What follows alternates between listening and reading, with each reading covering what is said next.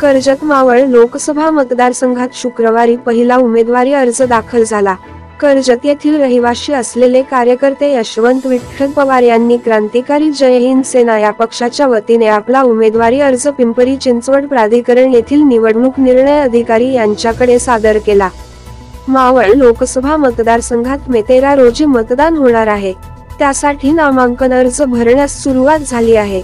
या मतदारसंघातील पहिला नामांकन अर्ज शुक्रवार एप्रिल 19 रोजी दाखल झाला। क्रांतिकारी जय हिंद सेनेकडून यशवंत विठ्ठल पवार यांनी अर्ज दाखल केला।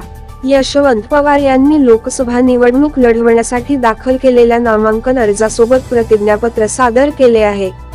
त्यात ते व्यवसाय करत असून 2023 ते 24 मध्ये त्यांनी आपल्या व्यवसायापोटी सरकारला 2.5 लाखांचे मूल्य भरले आहे। त्यांच्याकडे मुरदे येथे 1800 चौरस फुटाचे निवासी घर असून त्यांची किंमत बाजारभावानुसार 50 लाख आहे। त्यांच्या बँक खात्यात 2 लाखांची संपत्ती जमा असून त्यात 30,000 रुपये रोकड असल्याचे म्हटले आहे। तर त्यांची पत्नी गृहिणी असून त्यांचे किराणा मालाचे दुकान असल्याचे देखील प्रतिज्ञापत्रात नमूद केले आहे।